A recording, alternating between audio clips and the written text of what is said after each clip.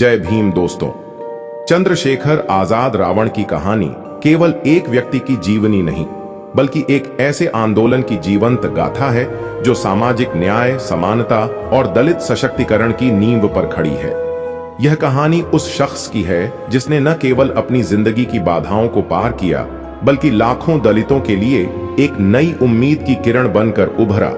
उनकी यह यात्रा जो कांटों भरे रास्तों से होकर गुजरी, आज न केवल भारत में बल्कि विश्व स्तर पर एक प्रेरणा का स्रोत बन चुकी है। चंद्रशेखर आजाद रावण का नाम आज हर उस व्यक्ति के लिए एक मिसाल है जो अपने सपनों को सच करने के लिए समाज की रूढ़ियों और विषमताओं से लड़ना चाहता है। उनकी जीत, उनकी मेहनत और उनका दृढ़ संकल्प इस बात का प्रमाण है कि अगर इरादे पक्के हों तो कोई भी बाधा आपको अपने लक्ष्य से नहीं रोक सकती। चंद्रशेखर आजाद रावण का जन्म उत्तर प्रदेश के सहारनपुर जिले के एक छोटे से गांव घड़कौली में हुआ था। एक सामान्य दलित परिवार में जन्मे चंद्रशेखर का बचपन साधारण था, लेकिन उनके सपने साधारण से कहीं अधिक बड़े थे। उनके परिवार की आर्थिक स्थिति ऐसी थी कि कई बार 2 वक्त की रोटी जुटाना भी मुश्किल होता था। फिर भी उनके माता पिता ने उन्हें शिक्षा का महत्व समझाया और यह विश्वास दिलाया कि शिक्षा ही वह हथियार है जो उन्हें सामाजिक भेदभाव और गरीबी के बंधनों से मुक्त कर सकता है। चंद्रशेखर ने इस बात को दिल से लिया और अपनी पढ़ाई में जी जान लगा दी। उनकी मेहनत रंग लाई और उन्होंने अपनी स्कूली शिक्षा में उत्कृष्ट प्रदर्शन किया। लेकिन जैसा कि अक्सर दलित समुदाय के बच्चों के साथ होता है, उन्हें भी सामाजिक भेदभाव का सामना करना पड़ा। स्कूल में उन्हें कई बार अपमानित किया गया, लेकिन चंद्रशेखर ने इन अपमानों को अपनी कमजोरी नहीं बल्कि अपनी ताकत बनाया। उनके जीवन का एक महत्वपूर्ण मोड़ तब आया जब उन्होंने अमेरिका में उच्च शिक्षा प्राप्त करने का सपना देखा। यह सपना उनके लिए केवल एक व्यक्तिगत उपलब्धि नहीं था, बल्कि उनके समुदाय के लिए एक प्रतीक था कि दलित भी दुनिया के किसी भी कोने में जाकर अपनी पहचान बना सकते हैं। लेकिन आर्थिक तंगी और सामाजिक बाधाओं ने उनके इस सपने को अधूरा छोड़ दिया। यह उनके लिए एक बड़ा झटका था, लेकिन चंद्रशेखर ने हार नहीं मानी। उन्होंने अपने सपनों को नए सिरे से गढ़ा और दलित समुदाय के उत्थान के लिए एक नई राह चुनी। यह वह समय था जब उन्होंने भीम आर्मी की स्थापना की, एक ऐसा संगठन जो दलितों के अधिकारों के लिए लड़ता है और सामाजिक न्याय की मांग करता है। भीम आर्मी की स्थापना चंद्रशेखर के जीवन का एक महत्वपूर्ण अध्याय है। यह संगठन न केवल एक सामाजिक आंदोलन है, बल्कि एक ऐसी विचारधारा है जो बाबा साहेब भीमराव अंबेडकर के सिद्धांतों पर आधारित है। चंद्रशेखर ने बाबा साहेब के विचारों को अपनी प्रेरणा बनाया और दलित समुदाय को यह विश्वास दिलाया कि वे भी समाज में बराबरी का हक रखते हैं। भीम आर्मी ने न केवल उत्तर प्रदेश में बल्कि पूरे भारत में दलितों के बीच एक नई जागरूकता पैदा की। चंद्रशेखर ने अपने संगठन के माध्यम से शिक्षा, सामाजिक समानता और आत्मसम्मान के लिए कई अभियान चलाए। उन्होंने स्कूल खोले जहां दलित बच्चों को मुफ्त शिक्षा दी जाती थी। उन्होंने सामाजिक भेदभाव के खिलाफ प्रदर्शन किए और दलितों के साथ होने वाली हिंसा के खिलाफ आवाज उठाई। उनकी यह लड़ाई आसान नहीं थी। कई बार उन्हें पुलिस की लाठियां खानी पड़ी, कई बार उन्हें जेल की सलाखों के पीछे समय बिताना पड़ा और कई बार उनकी जान को खतरा भी हुआ। लेकिन चंद्रशेखर ने कभी पीछे हटने का नाम नहीं लिया। उनके जीवन का एक और महत्वपूर्ण क्षण तब आया जब उन पर जानलेवा हमला हुआ। यह हमला इतना भयावह था कि उनकी जान खतरे में पड़ गई थी। गोलियां चलाई गईं, लेकिन चंद्रशेखर न केवल उस हमले से बच निकले, बल्कि और भी मजबूत होकर उभरे। यह घटना उनके लिए एक टर्निंग पॉइंट साबित हुई। इस हमले ने उन्हें यह एहसास दिलाया कि उनकी लड़ाई केवल उनके लिए नहीं, बल्कि पूरे दलित समुदाय के लिए है। इस घटना के बाद उनकी लोकप्रियता में और इजाफा हुआ। लोग उन्हें एक नायक के रूप में देखने लगे जो न केवल अपने लिए बल्कि अपने समुदाय के लिए भी लड़ रहा है। चंद्रशेखर आजाद रावण की सबसे बड़ी उपलब्धि 2024 में नगीना लोकसभा सीट से उनकी ऐतिहासिक जीत थी। यह जीत केवल एक चुनावी जीत नहीं थी, बल्कि यह दलित समुदाय की एकजुटता और उनके सशक्तिकरण का प्रतीक थी। नगीना, जो उत्तर प्रदेश की एक महत्वपूर्ण लोकसभा सीट है, वहां चंद्रशेखर ने लाखों वोटों के अंतर से जीत हासिल की। यह जीत इतनी प्रभावशाली थी कि इसने विपक्षी दलों को हिलाकर रख दिया। भारतीय जनता पार्टी, कांग्रेस और समाजवादी पार्टी जैसे बड़े दलों को इस जीत ने न केवल चौंकाया बल्कि यह भी सोचने पर मजबूर कर दिया कि दलित समुदाय अब अपनी ताकत को पहचान चुका है। चंद्रशेखर की यह जीत केवल एक राजनीतिक उपलब्धि नहीं थी, बल्कि यह एक सामाजिक क्रांति का आगाज थी। इस जीत के बाद चंद्रशेखर ने संसद में दलितों की आवाज को और बुलंद करने का वादा किया। उन्होंने कहा कि उनकी प्राथमिकता दलित समुदाय के लिए शिक्षा, रोजगार और सामाजिक समानता सुनिश्चित करना है। उनके बयानों में एक ऐसी आग थी जो यह दिखाती थी कि वे केवल एक सांसद नहीं बल्कि एक आंदोलन के नेता हैं। उनकी यह सोच और उनका यह जुनून उन्हें अन्य नेताओं से अलग बनाता है। जहां कई नेता सत्ता और पद के पीछे भागते हैं, वहीं चंद्रशेखर ने हमेशा यह स्पष्ट किया कि उनकी लड़ाई सत्ता के लिए नहीं बल्कि सामाजिक न्याय के लिए है। चंद्रशेखर की लोकप्रियता का आलम यह है कि उनकी चर्चा अब केवल भारत तक सीमित नहीं रही, विदेशों में भी उनके नाम की गूंज सुनाई दे रही है। कुछ सोशल मीडिया पोस्ट्स में यह दावा किया गया कि पूर्व अमेरिकी राष्ट्रपति बराक ओबामा ने भी उनकी तारीफ की है। हालांकि इस दावे की सत्यता की पुष्टि नहीं हो सकी, लेकिन यह बात अपने आप में यह दर्शाती है कि चंद्रशेखर की लोकप्रियता अब वैश्विक स्तर पर पहुंच चुकी है। टाइम मैगजीन ने उन्हें अपनी सालाना 100 सबसे प्रभावशाली लोगों की सूची में 23वें स्थान पर रखा, जो अपने आप में एक असाधारण उपलब्धि है। यह सम्मान न केवल चंद्रशेखर के लिए बल्कि पूरे दलित समुदाय के लिए गर्व का विषय है। टाइम मैगजीन ने लिखा कि चंद्रशेखर आजाद रावण एक ऐसे नेता हैं जिन्हें किसी परिचय की जरूरत नहीं। उनकी मेहनत, उनका समर्पण और उनकी निडरता ने उन्हें दलित समुदाय का एक चमकता सितारा बना दिया है। चंद्रशेखर की तुलना अक्सर बाबा साहेब भीमराव अंबेडकर से की जाती है और यह तुलना बिल्कुल सटीक है। बाबा साहेब के विचारों ने चंद्रशेखर को न केवल प्रेरित किया बल्कि उन्हें एक ऐसा रास्ता दिखाया जिस पर चलकर वे अपने समुदाय के लिए कुछ कर सकते हैं। बाबा साहेब ने दलितों को शिक्षा और आत्मसम्मान का महत्व समझाया था और चंद्रशेखर ने इन विचारों को अपने जीवन का आधार बनाया। उन्होंने न केवल दलितों के लिए स्कूल खोले बल्कि उनके लिए रोजगार के अवसर पैदा करने की भी कोशिश की। उन्होंने दलित युवाओं को यह विश्वास दिलाया कि वे भी समाज में बराबरी का हक रखते हैं और उन्हें किसी से कम नहीं समझा जाना चाहिए। चंद्रशेखर की स्वतंत्र सोच और आत्मनिर्भरता उन्हें अन्य नेताओं से अलग बनाती है। भारतीय जनता पार्टी, कांग्रेस और समाजवादी पार्टी जैसे बड़े दलों ने उन्हें अपने साथ जोड़ने की कोशिश की, लेकिन चंद्रशेखर ने स्पष्ट कर दिया कि वे किसी के साथ नहीं जाएंगे। उनकी यह सोच कि वे अपनी पहचान खुद बनाएंगे, उनके दृढ़ संकल्प का प्रतीक है। यह उनके व्यक्तित्व की वह ताकत है जो उन्हें लाखों लोगों का प्रिय बनाती है। उनकी यह स्वतंत्रता और आत्मविश्वास ही उन्हें एक सच्चा नेता बनाता है। चंद्रशेखर आजाद रावण की कहानी केवल एक व्यक्ति की कहानी नहीं है।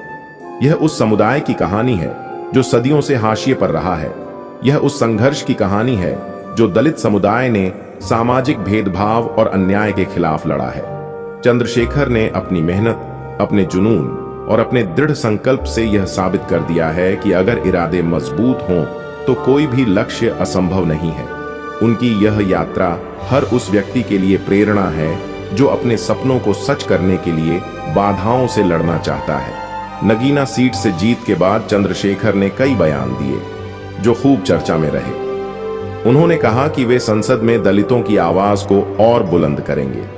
उनका यह बयान केवल एक राजनीतिक वक्तव्य नहीं था, बल्कि यह एक वादा था जो उन्होंने अपने समुदाय से किया था।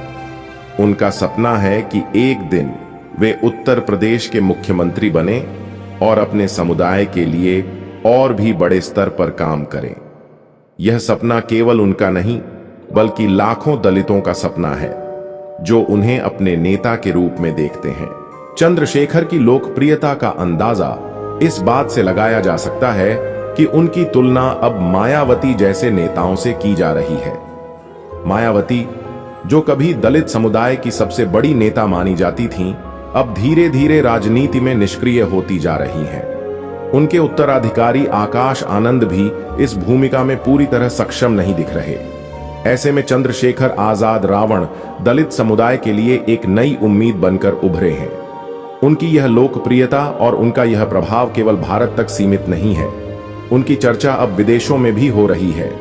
उनकी यह यात्रा और उनका यह संघर्ष हर उस व्यक्ति के लिए प्रेरणा है जो अपने सपनों को पूरा करने के लिए बाधाओं से लड़ना चाहता है।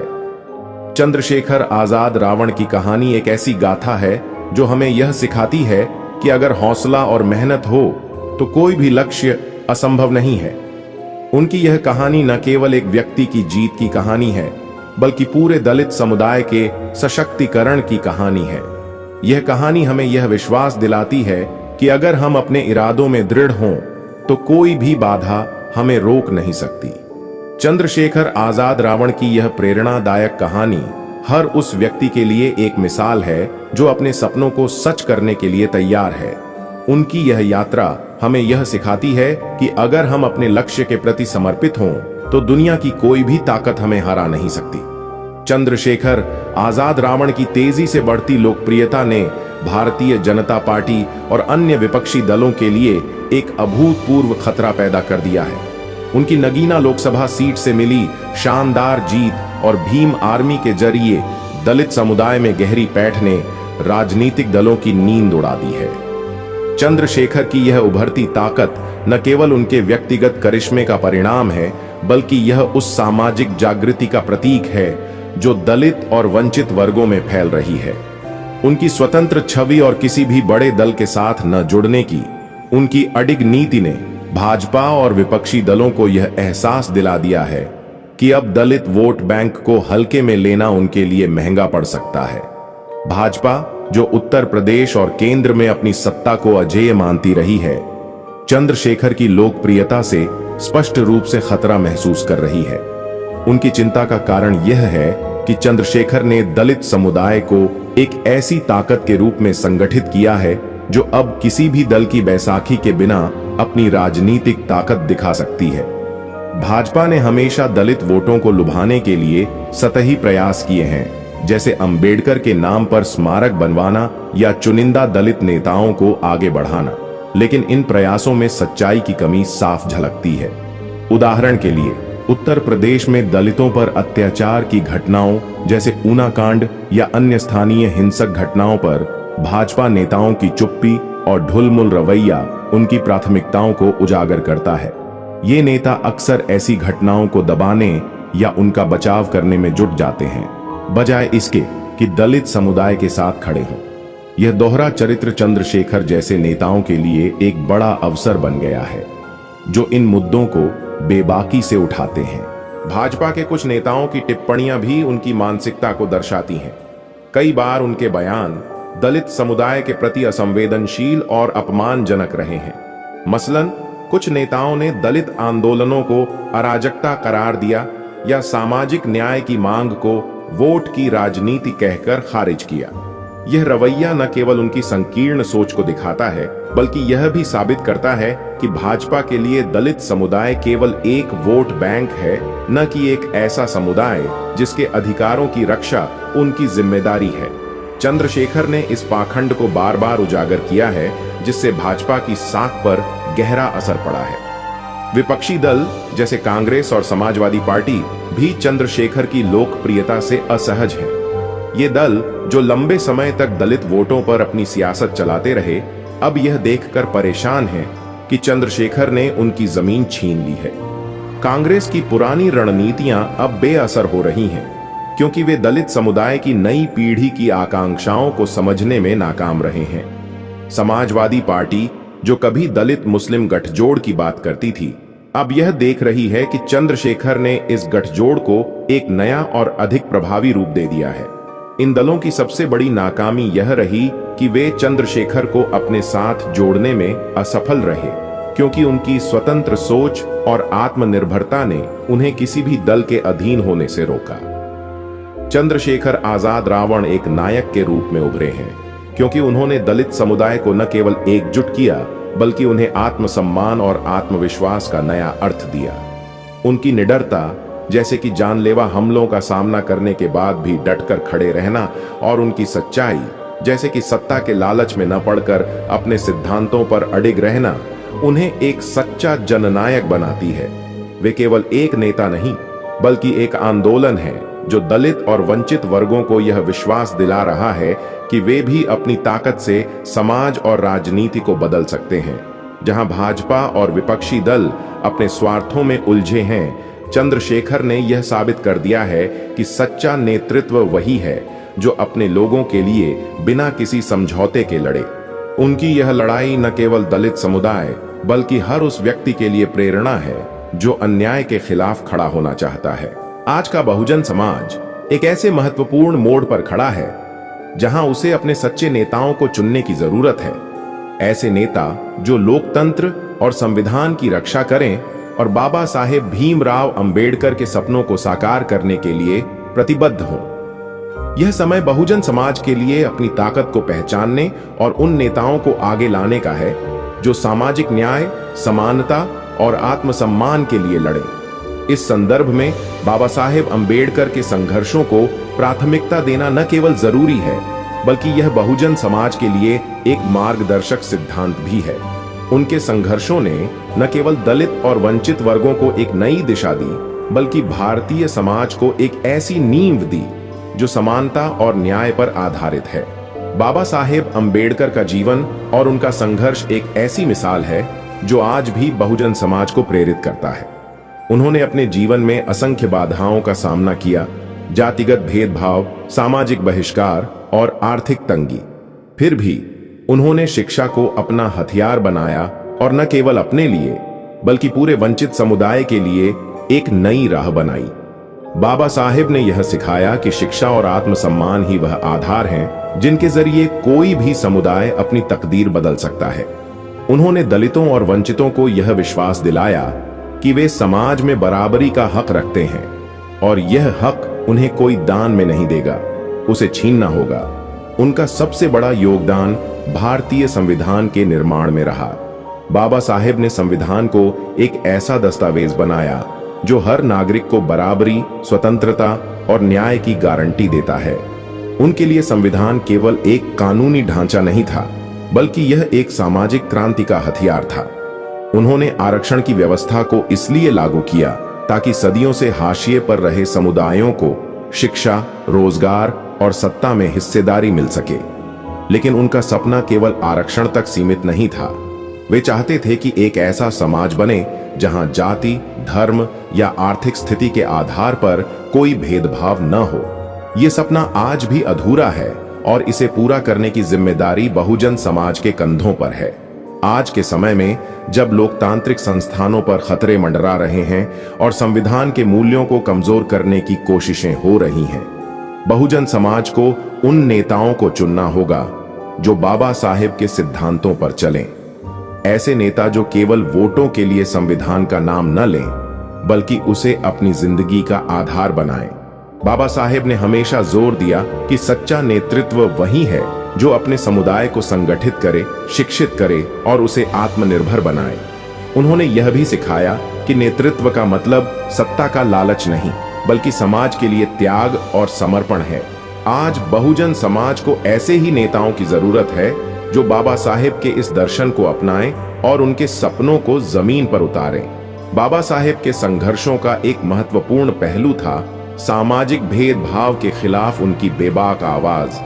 उन्होंने महाट सत्याग्रह जैसे आंदोलनों के जरिए यह दिखाया कि अधिकारों के लिए लड़ना पड़ता है, चाहे वह सार्वजनिक जलाशयों तक पहुंच हो या मंदिरों में प्रवेश। बाबा साहेब ने हर उस रूढ़ी को चुनौती दी जो दलितों को गुलाम बनाए रखती थी। उनकी यह लड़ाई केवल दलितों के लिए नहीं थी, बल्कि यह हर उस व्यक्ति के लिए थी जो अन्याय के खिलाफ खड़ा होना चाहता था। आज जब दलित और वंचित समुदायों को अभी भी हिंसा, अपमान और अवसरों से वंचित रखा जाता है, बाबा साहेब का यह संदेश और भी प्रासंगिक हो जाता है। बहुजन समाज को उन नेताओं को चुनना होगा जो इस संघर्ष को आगे बढ़ाएं और सामाजिक न्याय के लिए बिना डरे लड़े। बाबा साहेब का एक और महत्वपूर्ण संदेश था संगठन की ताकत। उन्होंने कहा था, शिक्षित बनो, संगठित रहो, संघर्ष करो। यह नारा आज भी बहुजन समाज के लिए एक मंत्र है। संगठन के बिना कोई भी समुदाय अपनी ताकत को नहीं पहचान सकता। आज बहुजन समाज को इस मंत्र को अपनाने की जरूरत है। उसे उन नेताओं को चुनना होगा जो समाज को एकजुट करें, न कि उसे जातियों और उपजातियों में बांटें। बाबा साहेब ने हमेशा जोर दिया कि एकता ही वह शक्ति है जो वंचित समुदायों को सशक्त बना सकती है। आज के नेताओं को इस एकता को बढ़ावा देना होगा ताकि बहुजन समाज अपनी पूरी ताकत के साथ अपने अधिकारों की लड़ाई लड़ सके। बाबा साहेब का सपना एक ऐसे समाज का था जहां हर व्यक्ति को अपनी योग्यता के आधार पर अवसर मिले, लेकिन आज भी शिक्षा और रोजगार के क्षेत्र में वंचित समुदायों को भेदभाव का सामना करना पड़ता है। ऐसे में बहुजन समाज को उन नेताओं की जरूरत है जो शिक्षा और रोजगार के अवसरों को बढ़ाने के लिए ठोस कदम उठाएं। बाबा साहेब ने शिक्षा को मुक्ति का रास्ता बताया था और आज भी यह रास्ता उतना ही महत्वपूर्ण है। बहुजन समाज को उन नेताओं को चुनना होगा जो शिक्षा को प्राथमिकता दें और युवाओं को आत्मनिर्भर बनाने के लिए काम करें। दोस्तों, बहुजन समाज को यह समझना होगा कि उनकी ताकत उनके वोट में है। यह वोट केवल एक मतपत्र नहीं है, बल्कि यह एक हथियार है जो बाबा साहेब के सपनों को साकार कर सकता है। आज समय है कि बहुजन समाज उन नेताओं को चुने जो लोकतंत्र और संविधान के प्रति वफादार हों, जो सामाजिक न्याय के लिए लड़ें और जो बाबा साहेब के संघर्षों को आगे बढ़ाएं। यह समय है कि समाज उन नेताओं को नकार दे जो केवल सत्ता के लिए उनके नाम का इस्तेमाल करते हैं।